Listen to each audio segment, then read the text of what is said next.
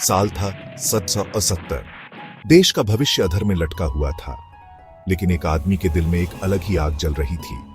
ये कहानी है जॉर्ज वॉशिंगटन की, उस आदमी की जिसने एक क्रांति का नेतृत्व किया। ये कहानी है उस राज की जिसकी उसने रक्षा की। एक ऐसा राज जो देश की नींव हिला सकता था। एक राज जो बताता था आग और शल्कों का, प्राचीन जादू का और एक ड्रैगन के बेकाबू दिल का। इतिहास जॉर्ज वॉशिंगटन को एक गंभीर व्यक्ति के रूप में याद करता है, एक ऐसे जनरल के रूप में जो कभी कमजोरी नहीं दिखाता था। लेकिन इस सख्त चेहरे के पीछे वॉशिंगटन गहरे जुनून वाला आदमी था। वो एक साधारण जीवन चाहता था, अपने प्यारे माउंट वर्नोन की शांति चाहता था। लेकिन किस्मत के कुछ और ही मंसूबे थे जिसने उसे नेतृत्व की कठिन परीक्षा में डाल दिया। वॉशिंगटन विरोधाभासों का आदमी था, एक ऐसा नेता जो अकेला रहना पसंद करता था। वो एक योद्धा था जो शांति को महत्व देता था, एक किसान जो सेनाओं की कमान संभालता था, और उसके अंदर दुनिया से छुपा हुआ एक राज चल रहा था जो उसे बाकियों से अलग करता था। एक राज जिसने उसे शक्तिशाली और कमजोर, भयानक और पूजनीय दोनों बना दिया था। अमेरिकी उपनिवेश युद्ध के कगार पर थे। हर तरफ बेचैनी और अनिश्चितता का माहौल था। आजादी की लड़ाई एक खतरनाक जुआ थी जिसमें हर कदम पर मौत का साया मंडरा रहा था, और वॉशिंगटन जानता था कि दांव किसी के भी अंदाजे से ज्यादा ऊंचे थे। उसकी हर सोच, हर निर्णय इतिहास की धारा को बदल सकता था। उसका दिन रणनीति और कूटनीति के मामलों में बीतता था। हर योजना, हर रणनीति एक नई चुनौती लेकर आती थी। लेकिन रात के सन्नाटे में उसका असली रूप सामने आता था, एक ऐसा रूप जिसे बहुत कम लोग जानते थे। जैसे ही चांद आसमान को चांदी की रोशनी से रंग देता था, वॉशिंगटन को एक जाना पहचाना खिंचाव महसूस होता था। एक खिंचाव जो उसे जंगल की ओर खींचता था। पीढ़ी दर पीढ़ी चली आ रही एक आदिम इच्छा उसके अंदर जाग उठती थी, एक ऐसी इच्छा जो उसे चैन से सोने नहीं देती थी। वो अपने सैनिकों की नजरों से बचकर जंगल के एकांत में शांति ढूंढता था, वहां जहां कोई उसे देख नहीं सकता था। वहां पुराने पेड़ों की खामोश निगाहों के नीचे वो अपने दूसरे रूप में बदल जाता था, एक ऐसा रूप जो उसे शक्ति और स्वतंत्रता का एहसास दिलाता था। ये बदलाव रोमांचक और भयानक दोनों था, एक ऐसा अनुभव जो उसे हर बार नया महसूस होता था। आग और गुस्से का एक ऐसा बवंडर जो उसे थका देता था, लेकिन अजीब तरह से जीवित भी रखता था। एक ऐसा अनुभव जो उसे अपनी असली पहचान से रूबरू कराता था। कमान का बोझ, आजादी का भार उसके कंधों से उतर जाता था जैसे ही वो धरती से ऊपर उड़ान भरता था, एक नई दुनिया की ओर। आग और परछाई का एक शानदार जानवर, एक ऐसा जानवर जो अपनी ही दुनिया में खो जाता था। रात का आसमान उसका कैनवास बन जाता था, तारे उसके खामोश साथी, एक ऐसा कैनवास जो हर रात नया रूप लेता था। वो घंटों उड़ता रहता था, हवा उसके शल्कों से टकराती थी, उसे एक नई ऊर्जा से भर देती थी। दुनिया टिमटिमाती रोशनी और सोते हुए सायों की एक दूर की टेपेस्ट्री बन जाती थी, एक ऐसी टेपेस्ट्री जो उसे हर बार नई लगती थी। आजादी के उन अनमोल पलों में वो जनरल वॉशिंगटन कॉन्टिनेंटल आर्मी का कमांडर नहीं था। वो एक साधारण इंसान था जो अपनी पहचान की तलाश में था। वो कुछ पुराना था, कुछ जंगली था, एक ऐसा प्राणी जो अपनी ही दुनिया में खोया हुआ था। वो उन्हीं प्राकृतिक शक्तियों का अवतार था जिनकी रक्षा करने की उसने कसम खाई थी, एक ऐसा अवतार जो उसे हर बार नया एहसास दिलाता था। रात में फुसफुसाहटों की तरह अफवाहें शुरू हुईं। ये अफवाहें धीरे धीरे पूरे शिविर में फैल गईं, जैसे आग की लपटें सूखी घास में फैलती हैं। डरे हुए सैनिकों द्वारा बताई गई कैंप फायर की कहानियां, जिनमें डर और रहस्य का मिश्रण था। उनके चेहरे टिमटिमाती लपटों से रोशन, उनकी आंखों में डर और जिज्ञासा साफ झलक रही थी। एक पंखों वाले जानवर की कहानियां जो रात के अंधेरे में छिपा रहता था, जिसकी आंखें जलते कोयले की तरह चमकती थीं, और जो अपने शिकार की तलाश में रहता था, जिसकी दहाड़ उनके पैरों तले जमीन हिला देती थी। उसकी उपस्थिति से ही सैनिकों के दिलों में खौफ भर जाता था। कुछ लोगों ने इसे अंधविश्वास कहकर खारिज कर दिया, मानो ये सिर्फ कहानियों का हिस्सा हो, लेकिन डर और अनिश्चितता से भरी अति सक्रिय कल्पनाओं की उपज थी। उनके चेहरों पर चिंता की लकीरें साफ दिखाई देती थीं। लेकिन दूसरे, जिन्होंने जनरल को रात में गायब होते देखा था, वे जानते थे कि कुछ तो गड़बड़ है। उसकी आंखों में एक अजीब सी चमक और उसके कपड़ों में धुएं की गंध के साथ लौटते हुए देखा था, मानो वो किसी दूसरी दुनिया से आया हो।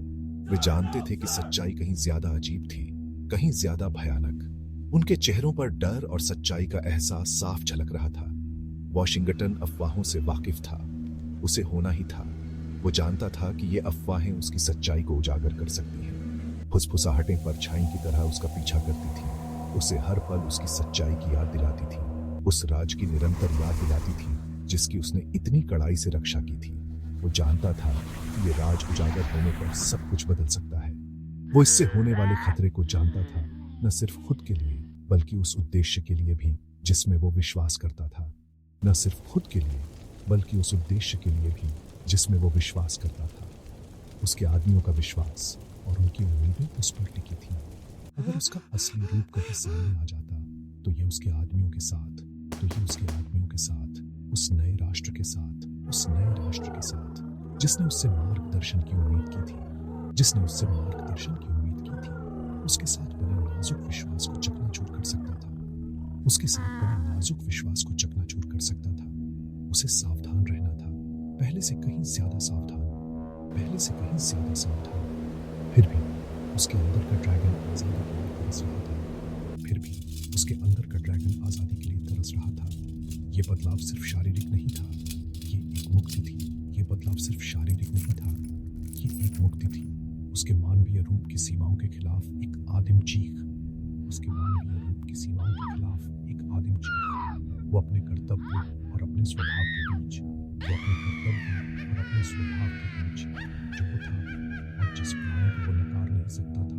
जो वो था और जिस प्राणी को वो नकार नहीं सकता था, उसके बीच फंस गया था।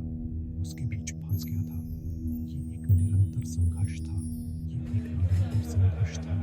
उसकी अपनी आत्मा की सीमाओं के भीतर लड़ा जाने वाला युद्ध। और जैसे जैसे आजादी की लड़ाई आगे बढ़ती गई,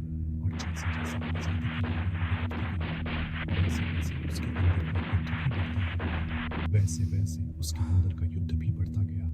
यह संघर्ष कभी खत्म नहीं होने वाला था। एक रात जंगल का बुलावा इतना तेज था कि वो विरोध नहीं कर सका। जंगल की गहराइयों से आती आवाजें उसे अपनी ओर खींच रही थीं, जैसे कोई पुरानी दास्तान उसे पुकार रही हो। अंग्रेज आगे बराच रहे थे, उनकी बड़ी संख्या कॉन्टिनेंटल आर्मी को कुचलने की धमकी दे रही थी। हर कदम के साथ उनकी ताकत और भी भयानक होती जा रही थी। हवा में निराशा छाई हुई थी, डर और अनिश्चितता का घुटन भरा आलम। सैनिकों के चेहरों पर चिंता की लकीरें साफ दिखाई दे रही थीं। वॉशिंगटन एक जीत के लिए बेताब, आशा की किसी भी निशानी के लिए खुद को एक बार फिर जंगल के किनारे खींचता हुआ पाया। उसकी आंखों में एक अजीब सी चमक थी, जैसे उसे किसी अदृश्य शक्ति का आभास हो रहा हो। उसे अब जोखिम की परवाह नहीं थी। उसके मन में एक ही विचार था, जीत या कुछ नहीं। उसे उड़ने की जरूरत थी, अपने पंखों के नीचे हवा महसूस करने की, अपनी रगों में आग दौड़ने की। यह उसकी आत्मा की पुकार थी, एक ऐसी पुकार जिसे वह अब और अनसुना नहीं कर सकता था। उसे अपने अंदर के ड्रैगन को आजाद करने की जरूरत थी, भले ही इसका मतलब दुनिया के सामने अपना राज खोलना हो। यह उसकी अंतिम परीक्षा थी, एक ऐसा क्षण जो इतिहास में दर्ज हो जाएगा। और इसलिए अंधेरे की आड़ में वॉशिंगटन ने अपने दूसरे रूप को अपना लिया। उसकी आत्मा ने एक नई ऊंचाई को छू लिया, एक ऐसा रूप जिसे उसने हमेशा अपने भीतर छुपा कर रखा था। वो धरती से उठा, आग और गुस्से का एक शानदार जानवर। उसकी दहाड़ रात में गूंज उठी। उसकी हर हरकत में एक नई ऊर्जा थी, एक नई शक्ति। उसकी उपस्थिति ने उसके आदमियों के दिलों में आशा की एक चिंगारी जगाई। उनके चेहरों पर एक नई उम्मीद की झलक थी, जैसे वे किसी चमत्कार का साक्षात्कार कर रहे थे। अपने जनरल को मिथक और किंवदंती के एक प्राणी में बदलते देख उनके दिल एक आदिम विस्मय से भर गए, एक विश्वास कि वे प्रकृति की एक ऐसी शक्ति के साथ लड़ रहे हैं जो अजेय और अजय है। यह उनके लिए एक नई शुरुआत थी। उसकी ज्वलंत सांस ने दुश्मन की पंक्तियों को तितर-बितर कर दिया। उसके पंजे विनाश के बवंडर की तरह उनकी रैंकों को चीरते हुए निकल गए। हर हमला दुश्मन के दिलों में डर और खौफ भर रहा था। वो आजाद हुई प्रकृति की एक शक्ति था, बढ़ते अंधेरे के खिलाफ आशा का एक ज्वलंत प्रकाश स्तंभ। उसकी उपस्थिति ने अंधकार को चीरते हुए एक नई रोशनी फैलाई, एक नई उम्मीद जगाई। उड़ने वाले जानवर की खबर जंगल की आग की तरह फैल गई। दोस्त और दुश्मन दोनों के कानों तक पहुंच गई। उपनिवेशवादियों के लिए वो उनके संघर्ष का प्रतीक बन गया, एक ज्वलंत रक्षक जो स्वर्ग से उतरा था ताकि उन्हें आजादी की लड़ाई में मदद मिल सके। उन्होंने उसे फायरबर्ड कहा, किंवदंती का एक पौराणिक प्राणी जो जीवित हो गया था। लेकिन अंग्रेजों के लिए वो एक भयानक दुश्मन था, एक अलौकिक शक्ति जो उनके अस्तित्व के लिए खतरा थी। किंग जॉर्ज तृतीय अमेरिकी ड्रैगन के किस्से सुनकर उसे पकड़ने के लिए जुनूनी हो गया। उसने अपने सबसे कुशल शिकारियों को भेजा, जानवर के सिर के लिए राजा की फिरौती की पेशकश की। फायरबर्ड का शिकार शुरू हो गया था। वॉशिंगटन अपने मानवीय रूप में वापस अपने राज का बोझ खुद पर महसूस कर रहा था। वो एक किंवदंती बन गया था, लेकिन किस कीमत पर? उसकी हरकत पर नजर रखी जा रही थी। हर साया, दूरी में रोशनी की हर झिलमिलाहट उसके पीछा करने वाले हो सकते थे। माउंट वर्नोन में वो शांति जो वो चाहता था, वो साधारण जीवन जिसके लिए वो तरस रहा था, अब एक दूर का सपना लग रहा था। वो अपनी ही रचना का कैदी था, दो दुनियाओं के बीच फंसा हुआ था। राजा के आदमियों में एक ऐसा था जो सबसे अलग था। उसका नाम था एलिस्टेयर थॉर्न, एक अनुभवी शिकारी जिसकी सबसे मायावी शिकार का पता लगाने की प्रतिष्ठा थी। थॉर्न विज्ञान और तर्क का आदमी था, लेकिन वो भी फायरबर्ड के बारे में सुनी गई भयानक कहानियों को नकार नहीं सका। उसने इसे एक चुनौती के रूप में देखा, मिथक और किंवदंती के एक प्राणी के खिलाफ अपने कौशल को साबित करने का मौका। थॉर्न एक ही उद्देश्य से अमेरिका आया था, फायरबर्ड का शिकार करना और राजा का इनाम हासिल करना।